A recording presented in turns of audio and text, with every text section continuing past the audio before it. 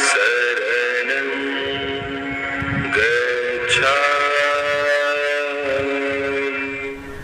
सम्मानित साथियों, नमो बुद्धाय जय भीम। आज के अंबेडकर संदेश में हम खास बात करेंगे भारत के वायसराय एवं गवर्नर जनरल लॉर्ड लिनलिथगो द्वारा विभिन्न अवसरों पर स्पीच दिया गया और ये स्थिति स्पष्ट कर दी गई कि जब हम भारत को आज़ाद करेंगे, यानी कि अंग्रेज जब देश भारत को आज़ाद करेंगे तो आज़ाद करने से पहले क्या सुनिश्चित करना चाहते हैं। और साथ ही साथ भारत सचिव लॉर्ड जेटलैंड द्वारा दिया गया एक महत्वपूर्ण स्पीच हम आपके समक्ष रखेंगे, उनकी स्पीच का अंश रखेंगे। और साथ ही साथ हम आपको बता दें Shri L S emery Bharat सचिव द्वारा भी बहुत महत्वपूर्ण बात कही गई, खासकर अनुसूचित जातियों को लेकर और मुस्लिमों को लेकर। भारत देश में अल्पसंख्यकों की जब बात की जाती है तो सबसे बड़ा जो अल्पसंख्यक वर्ग था वो मुस्लिम वर्ग था यहाँ भारत में। तो ऐसे में मुस्लिमों को लेकर और अनुसूचित जातियों को लेकर यहाँ पर लॉर्ड लिनलिथगो, लॉर्ड जेटलैंड और एल एस एमरी द्वारा जो विभिन्न अवसरों पर स्पीच दिया गया, स्थिति को स्पष्ट किया गया और भावी भारतीय संविधान में क्या भूमिका रहने वाली है अनुसूचित जातियों की और मुस्लिमों की, इस संबंध में जो कथन है वो हूबहू कथन हम आपके समक्ष रखने वाले हैं। बस डॉक्टर अंबेडकर संपूर्ण वाङ्मय खंड 16 से आज का अंबेडकर संदेश पेज नंबर 342 से 344 तक हम आपके समक्ष प्रस्तुत करेंगे। Buddha Bodhisattva Ambedkar international centre BBAIC Sarnath Varanasi राज्य उत्तर प्रदेश देश भारत के सौजन्य से। तो आइए शुरू करते हैं आज का बेहतरीन अंबेडकर संदेश। भारत के वायसराय एवं गवर्नर जनरल लॉर्ड लिनलिथगो द्वारा दिनांक 17 अक्टूबर 1939 को जारी किए गए वक्तव्य का अंश। यदि ब्रिटिश सरकार ये मान लेती है कि जब भावी संघीय भारत सरकार बनाने की योजना पर विचार किया जाएगा और स्वर्गीय भारत मंत्री द्वारा पार्लियामेंट में दिए गए आश्वासन को, जिसका मैंने अभी उल्लेख किया, कार्यान्वित करने का समय आएगा तो उस समय की परिस्थितियों को देखते हुए इस बात पर पुनर्विचार करना आवश्यक होगा कि 1935 के एक्ट में वर्णित योजना कहां तक उपयुक्त होगी। इस समय मुझे ब्रिटिश सरकार ने ये कहने के लिए प्राधिकृत किया है कि विश्व युद्ध की समाप्ति के बाद वे विभिन्न समुदायों के प्रतिनिधियों, भारत की पार्टियों और अन्य वर्गों तथा भारतीय राजाओं के साथ परामर्श करेंगे ताकि वांछित संशोधन करने में उनका भी सहयोग प्राप्त किया जा सके।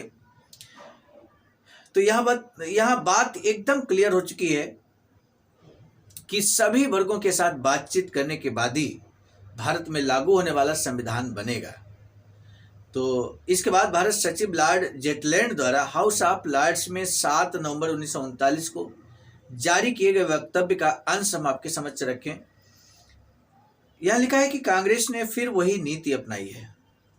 लॉर्ड जेटलैंड कहते हैं कि कांग्रेस ने फिर वही नीति अपनाई है और उस पर कायम है कि भारत में कई प्रजातियां और धार्मिक अल्पसंख्यक हैं और अभी ये प्रश्न अप्रासंगिक है और कांग्रेस का सदैव वह विचार रहा है कि भारतीयों द्वारा स्वयं अपना संविधान निर्माण कर उसके माध्यम से अल्पसंख्यकों के अधिकारों और हितों की सुरक्षा की जाएगी जो उन्हें स्वीकार्य होंगे। ब्रिटिश सरकार के लिए इस स्थिति को स्वीकार करना संभव नहीं है। ब्रिटिश सरकार जो बहुत समय से भारत से संबद्ध रही है और यह उसका दायित्व है जिससे पिंड छुड़ाना इसके लिए असंभव है और वह ये भी नहीं कर सकती कि भारत के भावी संविधान के स्वरूप में कोई रुचि न ले। सबसे बड़ी बात यह है कि भारत की सभी पार्टियों के प्रतिनिधियों का गवर्नर जनरल से जो विचार विमर्श चल रहा है, निसंदेह उसका उद्देश्य ये सुनिश्चित करना है कि ब्रिटिश सरकार को भारत से अपना प्रभुत्व हटा लेना चाहिए। यह भारतीय जनता के बड़े भाग को स्वीकार्य नहीं होगा। भारत में वायसराय और गवर्नर जनरल लॉर्ड लिनलिथगो द्वारा ओरिएंट क्लब बंबई में 10 जनवरी 1940 को दिए गए भाषण का अंश अब हम आपके समक्ष रखते हैं। किसी भी संवैधानिक योजना के निर्धारण में भारत की एकता को बनाए रखने के विचार से हम भारतीय देशी रियासतों को नहीं भूल सकते। यहाँ के अल्पसंख्यकों के दावों पर भी जोर दिया जा रहा है। इन अल्पसंख्यकों में से केवल 2 का ही नाम लेना पसंद करता हूँ। वे हैं बड़े अल्पसंख्यक मुसलमान और अनुसूचित जातियां। इन अल्पसंख्यकों को पहले भी गारंटियां दी गई हैं और स्थिति यह है कि उनके हितों की सुरक्षा की जाए और आगे भी उस गारंटी का आदर किया जाना चाहिए। श्री एल.एस. एमरी, भारत सचिव द्वारा हाउस ऑफ कॉमन्स में 14 अगस्त 1940 को दिया गया भाषण, उसका अंश अब हम आपके समक्ष रखते हैं। कांग्रेस नेताओं ने ब्रिटिश भारत में उच्च कोर्ट की संस्था बनाई है जिसमें भारत के राजनीतिक तंत्र का संचालन करने के लिए काफी क्षमता है। असल में भारत के राष्ट्रीय जीवन में वह सभी मुख्य तत्वों की ओर से बोलने का दावा करती है। हालांकि उन्होंने अलग से मांगे रखी हैं, इससे हमारी समस्याएं बहुत बढ़ गई हैं।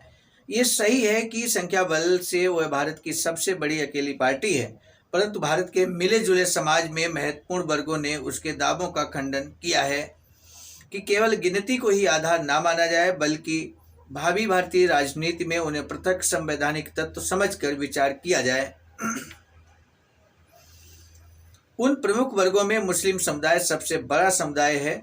उनका कहना है कि भौगोलिक दृष्टिकोण से बना निर्वाचन क्षेत्रों में बहुमत से निर्वाचन का संविधान सभा द्वारा गठित संविधान से वे सहमत नहीं होंगे। वे संविधान निर्माण संबंधी विचार विमर्श में संख्या बल सिद्धांत पर सहमत नहीं है और अपना अलग अस्तित्व बनाए रखने का दावा करते हैं। वही बात दूसरे बड़े समुदाय अनुसूचित जातियों पर लागू होती है, जो अनुभव करते हैं कि श्री गांधी के प्रयत्नों के बावजूद हिंदुओं की प्रतिनिधि कांग्रेस से वह अपने को बिल्कुल अलग समझते हैं। श्री एल.एस. एमरी, भारत सचिव द्वारा हाउस ऑफ कॉमन्स में 23 अप्रैल 1941 को दिए गए भाषण से अंश, यानी कि उन्होंने 23 अप्रैल 1941 को क्या कहा, आइए समझ लेते हैं। भारत की भावी संविधान का निर्माण ब्रिटिश सरकार द्वारा नहीं बल्कि स्वयं भारतीयों द्वारा किया जाना चाहिए। भारत का भावी संविधान अनिवार्य रूप से भारतीय ही नहीं होना चाहिए। भारत का भावी संविधान अनिवार्य रूप से भारतीय ही होना चाहिए। वह संविधान भारतीय आवश्यकताओं, उसकी परिस्थितियों तथा उसकी परंपराओं के अनुरूप हो। आवश्यक शर्त केवल यह है कि संविधान स्वयं अपने आप में तथा संविधान निर्मात्री संस्था का गठन भारत के सभी प्रमुख वर्गों की सहमति से होना चाहिए। यानी कि यहाँ एक बात लगातार स्पष्ट हो रही है कि सभी वर्गों का प्रतिनिधित्व होना चाहिए भारतीय संविधान के निर्माण में। ये लगातार अंग्रेजों की तरफ से, उनके प्रतिनिधियों की तरफ से, भारत सचिव की तरफ से या वायसराय की तरफ से लगातार कहा जा रहा है।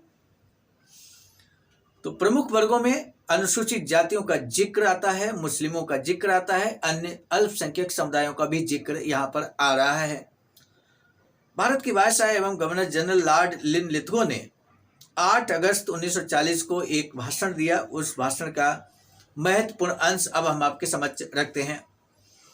वो लिखते हैं कि 2 मुख्य मुद्दे उभर कर सामने आए हैं। इन दोनों मुद्दों पर ब्रिटिश सरकार ने मुझे स्थिति स्पष्ट करने का निर्देश दिया है। पहला मुद्दा भावी संवैधानिक स्वरूप में अल्पसंख्यकों की स्थिति के संबंध में है। भारत की शांति और कल्याण के उद्देश्य से ब्रिटिश सरकार अपने वर्तमान दायित्वों को ऐसी शासन व्यवस्था को हस्तांतरित नहीं कर सकती जिसमें भारत के राष्ट्रीय जीवन में शक्तिशाली बहुसंख्यक द्वारा अल्पसंख्यकों के अधिकारों को अस्वीकार किया जाए।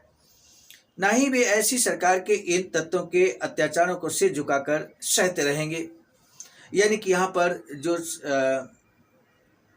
अनुसूचित जाति है, यानी कि दलित वर्ग है, और जो अल्पसंख्यक हैं जिनमें खासकर मुस्लिमों की बात आती है, तो इस आधार पर उनको नहीं छोड़ा जा सकता है कि बहुसंख्यक लोग उन पर शोषण अत्याचार करते रहेंगे और ये अल्पसंख्यक लोग, चाहे वो अनुसूचित जाति के लोग हों, अस्पृश्य लोग हों या फिर मुसलमान हों, तो उनको संवैधानिक सुरक्षा देने की लगातार बात उठ रही है।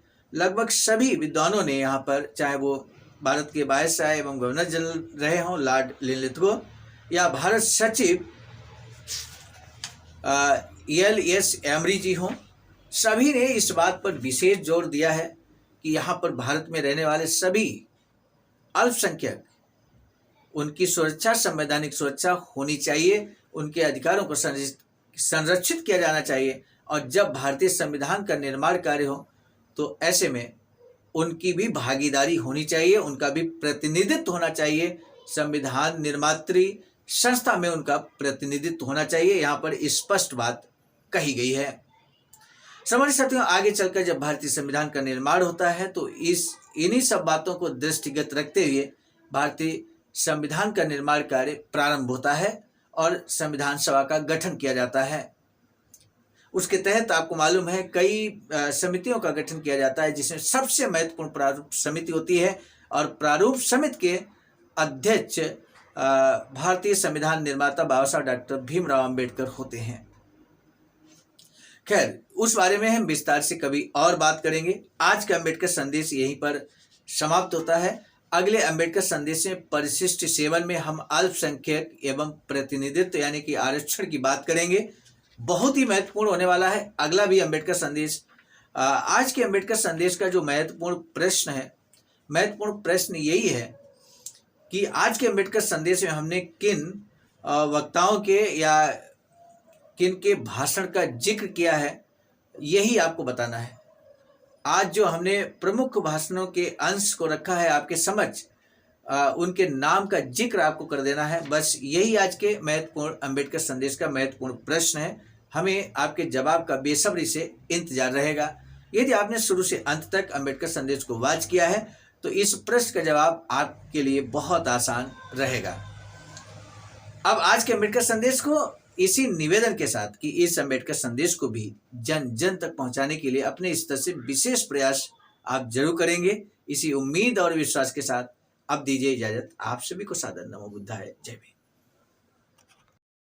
सम्मानित साथियों, हम एक महत्वपूर्ण बात बताना उचित समझते हैं। बाबा साहब की अधूरी इच्छा के अनुरूप एक वैचारिक सेंटर निर्माणाधीन है सारनाथ वाराणसी में, जहां पर 14,000 स्क्वायर फीट जमीन परचेज कर ली गई है ring road green city Faridpur Sarnath में। वैचारिक सेंटर के प्रशासनिक ब्लॉक का निर्माण कार्य कंप्लीट हो चुका है। शानदार बेहतरीन प्रशासनिक ब्लॉक का निर्माण पूर्ण हो चुका है। आगे अब मुख्य भवन को बनाने की बारी हम सबकी है और इस हेतु आप दिए गए अकाउंट नंबर पर अपना अमूल्य योगदान कर सकते हैं। आज का अंबेडकर संदेश हम लेकर उपस्थित हुए थे मिशन नायक बुद्ध मित्र मुसाफिर सर, राष्ट्रीय अध्यक्ष आवाज का नई दिल्ली की प्रेरणा में, और साथ ही साथ संकलन कथाक्रम में परम आदरणीय विजय कुमार बौद्ध जी, प्रांतीय कोषाध्यक्ष आवाज का बिहार, प्रस्तुत कर्ताक्रम में मैं स्वयं सर्वजीत आर्य, राष्ट्रीय मीडिया प्रभारी IT सेल आवाज का नई दिल्ली। मिलेंगे नए डॉक्टर अम्बेडकर संदेश में, तब तक दीजिए इजाजत। आप सभी को सादर नमो बुद्धाय, जय। सम्मानित साथियों, यदि आप हमारे इस चैनल आवाज का ऑफिशियल, जिस पर नियमित सुबह 5 बजे डॉक्टर अम्बेडकर संदेश आपको मिलता है, आप हमारे इस चैनल को सपोर्ट करना चाहते हैं तो हमारा आपसे निवेदन है कि आप हमारे इस चैनल को सब्सक्राइब कर लें, वीडियो को शेयर, लाइक, कमेंट जरूर करें।